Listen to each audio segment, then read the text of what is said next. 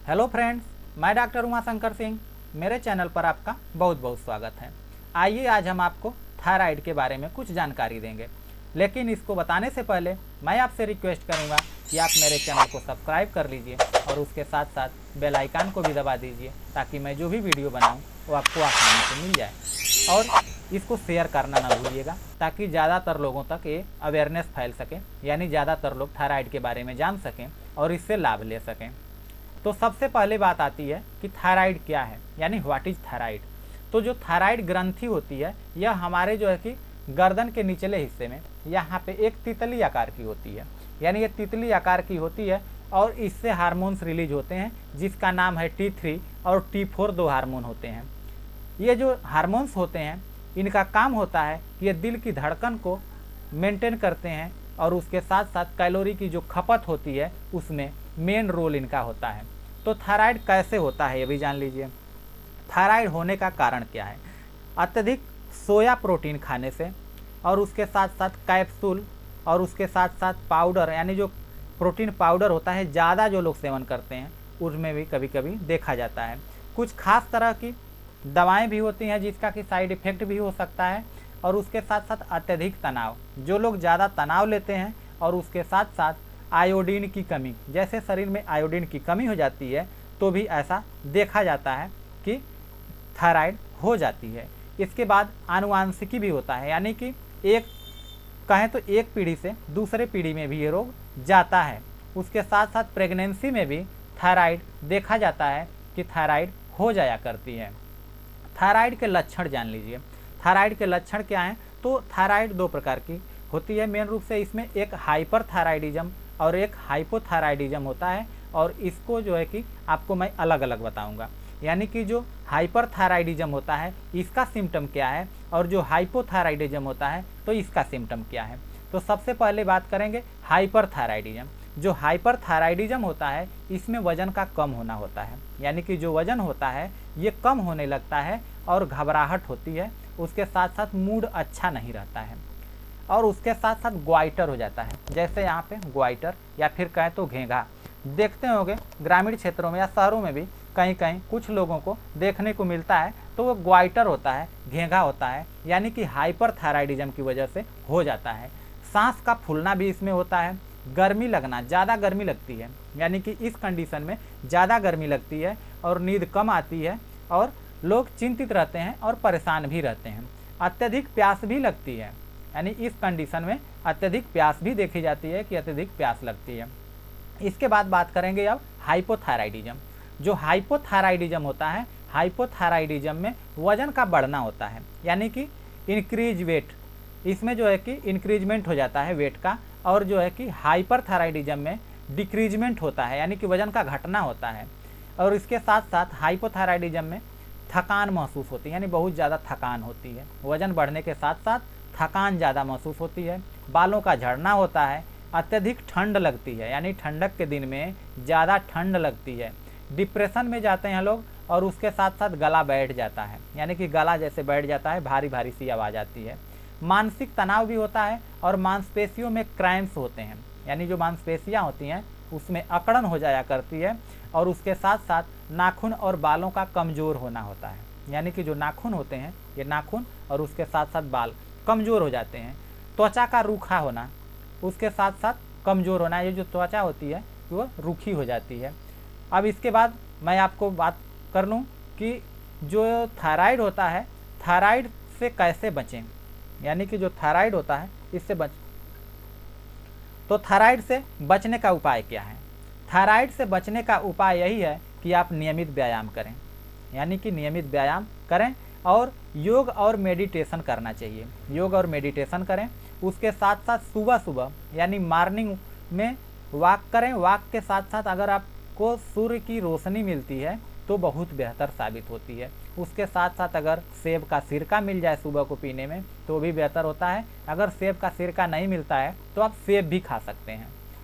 और दिन के समय में आप थोड़ा सा कहें तो एक मेडिटेशन के मूड में, यानी कि आप खुश प्रसन्न रहने का प्रयास करें, जिससे कि आपकी समस्या थोड़ी सी कम होगी। 7 से 8 घंटे नींद लेना चाहिए, यानी कि जो नींद होती है 7 से 8 घंटा होना चाहिए। नारियल के तेल में खाना बनाएं तो अति उत्तम होगा। इसके साथ साथ ठंडा गर्म एक साथ खाने से बचें। जैसे कि कुछ लोग होते हैं कि फ्रिज से कुछ आइटम लेके आएँ और फ्रिज से निकालने के बाद आप गरम गरम खाने के साथ साथ उसको चटपट कर रहे हैं, तो ये भी एक अच्छी आदत नहीं होती है। सिगरेट और शराब का सेवन बिल्कुल न करें, जिससे कि आपको समस्या बढ़ सकती है। तो चलिए अब होम्योपैथिक ट्रीटमेंट की तरफ बढ़ते हैं। साथियों, थायराइड में जो मेडिसिन यूज होने वाली हैं उसको मैं आपको विस्तार से बताऊंगा, लेकिन आप ये जान लीजिए कि एक ऐसी मेडिसिन है जो दोनों में काम करती है। तो उस मेडिसिन का नाम है आयोडम। आयोडम को आपको 200 पावर में सप्ताह में सिर्फ एक बार लेना है, यानी कि एक सप्ताह में सिर्फ आपको एक बार लेना होगा, जिससे कि बहुत अच्छा रिस्पांस मिलेगा। जो आपकी आयोडम है ये दोनों में काम इसलिए करती है कि ये थायराइड ग्रंथि पर क्रिया करती है, यानी कि जो थायराइड ग्लैंड्स होती है उसी को हेल्दी बना देती है। जब वो हेल्दी बना देती है तो अगर हाइपरथायराइडिज्म है तो भी मेंटेन होगा और हाइपोथायराइडिज्म है तो भी मेंटेन होगा। इसलिए आपको आयोडम को 200 पावर में सप्ताह में सिर्फ एक बार यूज करना होगा। इसके साथ साथ हाइपरथायराइडिज्म में 2 मेडिसिन है। मैं आपको बता दूं कि एक मेडिसिन लाइकेसिस आती है। लाइकेसिस को यूज करेंगे, जो कि आपको 30 पावर में सुबह दोपहर शाम तीनों टाइम यूज करना है कुछ दिन तक। उसके बाद 200 पावर में सप्ताह में सिर्फ एक बार लेना होगा। उसके बाद साथियों इसमें आता है फेरम फास। फेरम फास को 6x पावर में लेना है और 4 गोली सुबह में, 4 गोली दोपहर में और 4 गोली शाम को, तीनों टाइम यूज करना है। तो ये हो गया हाइपरथायराइडिज्म के लिए। अब बात करेंगे हाइपोथायराइडिज्म में, जो यानी कि जब हाइपोथायराइडिज्म हो जाता है तब इसमें कौन कौन सी मेडिसिन आती हैं। तो आयोडम तो कॉमन हो गई दोनों के लिए, और उसके बाद आती है लाइको। लाइकोपोडियम तब यूज करेंगे जब आपको हाइपोथायराइडिज्म हो गया है, उसके साथ साथ कॉन्स्टिपेशन भी हो, यानी कि लैट्रिन सही से नहीं हो रही है, हार्ड स्टूल पास हो रहा है, तब आपको लेना होगा। इसके बाद आता है नेट्रम म्यूर।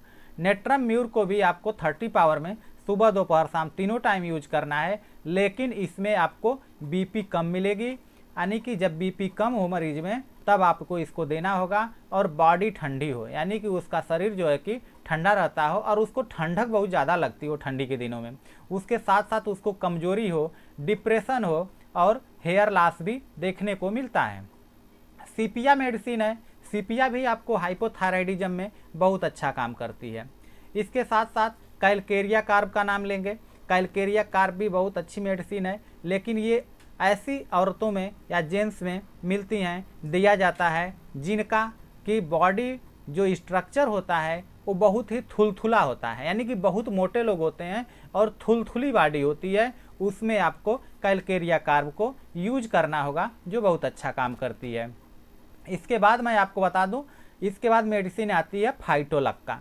फाइटोलक्का भी हाइपोथायराइडिज्म के लिए बेहतर मेडिसिन है, और उसके साथ साथ स्पांजिया भी मेडिसिन आती है जो कि हाइपोथायराइडिज्म में ही दिया जाता है। इसके बाद आती है थूजा। थूजा को भी आपको हाइपोथायराइडिज्म में यूज करना है, लेकिन इन मेडिसिन को देने से पहले मैं आपको बता दूं और भी बाकी सिम्टम होते हैं, सबको मिलान करना होता है, यानी देखना होता है कि और भी कौन कौन से सिम्टम मैच कर रहे हैं, उस हिसाब से आपको मेडिसिन लेना होगा। इसलिए आप डॉक्टर से संपर्क करके ही अपना मेडिसिन चूज करें तो बहुत बेहतर होगा। थायराइड में कुछ घरेलू नुस्खे भी हैं। घरेलू नुस्खों में आपको अश्वगंधा लेना होगा, जो कि बहुत बेहतर काम करता है। और दूसरा है तुलसी। तुलसी का पत्ता आपको यूज करना है, ये भी बहुत बेहतर काम करता है। उसके साथ साथ हरी धनिया की पत्ती, यानी कि जो धनिया की हरी पत्ती होती है उसको आप लेंगे, जैसे कि आप पीस कर 2 चम्मच सुबह और शाम को 2 टाइम यूज करें तो और बेहतर होगा, लेकिन अगर आप 1 टाइम भी लेते हैं तो भी बहुत अच्छा काम करती है। उसके बाद त्रिफला का चूर्ण होता है, ये आपको पानसारी की दुकान पे मिल जाएगा, इसको भी आप 1 चम्मच रोजाना लें तो बहुत बेहतर काम करेगी। ये घरेलू इलाज हो गए। तो इस वीडियो में बस इतना ही, अगली वीडियो में फिर मिलेंगे। उसके साथ साथ मैं आपसे रिक्वेस्ट करूंगा कि आप मेरे चैनल को सब्सक्राइब भी कर लीजिए, बेल आइकन को भी दबाइए, और उसके साथ साथ आप इसको लाइक एंड शेयर करना ना भूलिएगा, ताकि ये इन्फॉर्मेशन और लोगों तक पहुंच सके। तो बस इतना ही। जय हिंद, धन्यवाद।